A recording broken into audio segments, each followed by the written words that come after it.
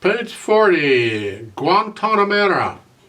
I don't say it very well, but hopefully you get the idea. It's another piece using dotted quarter notes or dotted crotchets.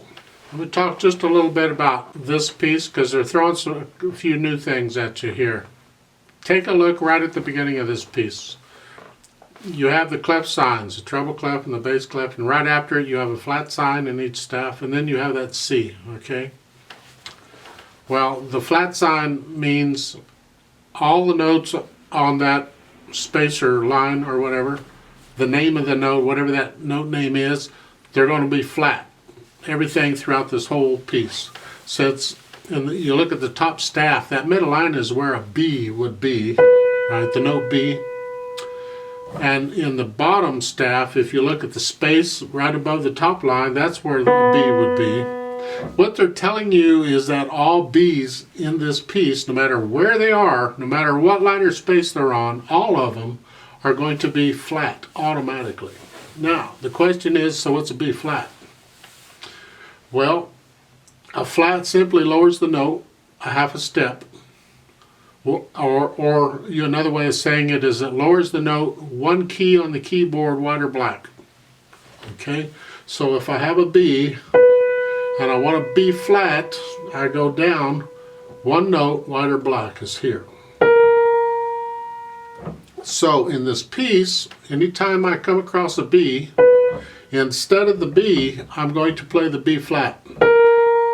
And in most cases, I'm going to use the same finger I would use if I were going to play a B. I just use that on the B flat. Not always, but most cases.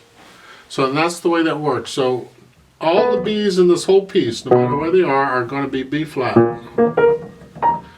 Any note can be flatted. Okay, you can have a G flat. G is here, a G flat would be there. You can have a D flat. A D is here, a D flat would be there. You get the idea? You can have an F flat, believe it or not. So an F is here, an F flat would be here. And then you say, no, that's an E. Yes, it is an E. But all the keys on the keyboard have more than one name. Ha. So I'll give you a moment to recover from that. And just remember that E can also be an F flat. Looking at this piece, I'm going to start with the right hand.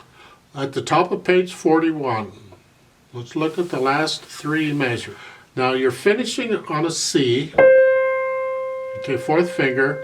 Then for those eighth notes, they're telling you 5, 3, 1, and then cross over to the 3, and then cross over again to the C. That's two crossovers. I suggest a slightly different fingering. For the eighth notes, instead of the 5, 3, and notice it is a B flat, I suggest a 5, 4, 2, 1. And then for the second F, the eighth note F, 4. And then a 1 on the C. Not hardly crossing over at all, am I? I'm just changing positions on the two F's. At the bottom of page 41, it's the same thing. Starting with the last three measures, you have the C half note. And then for the eighth notes, I recommend a 5, 4, 2, 1, and then a 4, 2, again. For the left hand, at the beginning of this piece, at the bottom of page 40, the very first note, that is a B flat, and they're saying with the thumb. If you know me very well, you know I don't like putting thumb on a black note, because a thumb is short, and I got to move my hand up near the fallboard to get there. It's awkward. I would recommend second finger on the B flat. I see no reason why that B flat has to be with the thumb. You play the whole line in this position, and then in the last measure on page 40 in the left hand, then you do a 2 and a 1 on the A. Because you had it here. If you do it the way they're doing it, it would. Well, that's awkward with 2, so I'd suggest a 2, 1, 2. You're crossing over that in the next measure anyway, going up. Right? Top of page 41, last 2 measures, the half notes. I recommend, because if you play the A with a 2, now you're back with your thumb on the B flat. I recommend play the A with the 3rd finger, so you can play the B flat with 2nd, and then the 5th finger. Reach down a little bit for the 5th finger.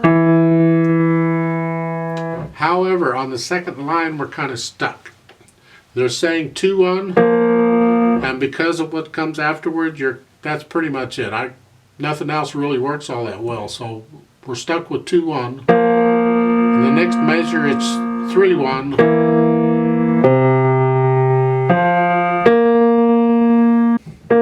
However, in the last measure of that 2nd line on page 41, I would still recommend a 2 on the B flat and then a 1. Even though you played the half note with a thumb, you could play the 8th note with a index finger. You get the same fingering 2-1 on the 3rd line down. Bummer.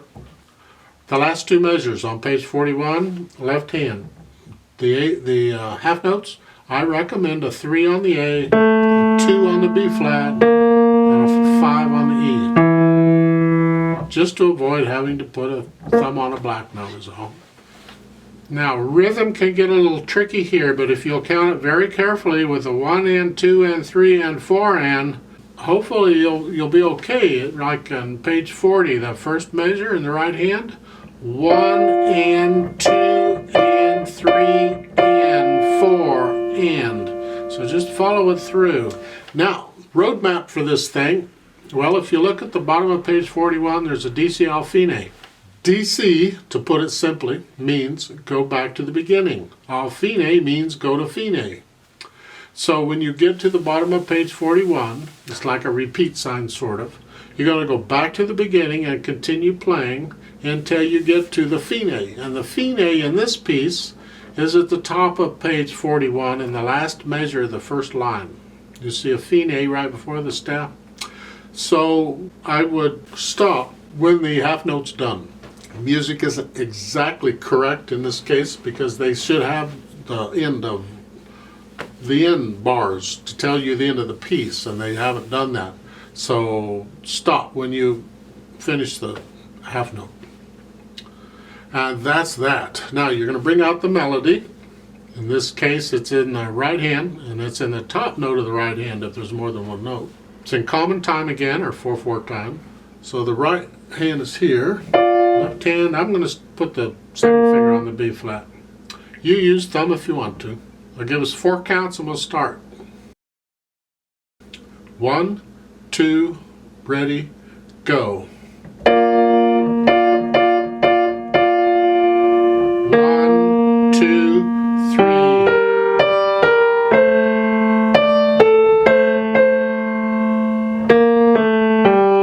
3, 4.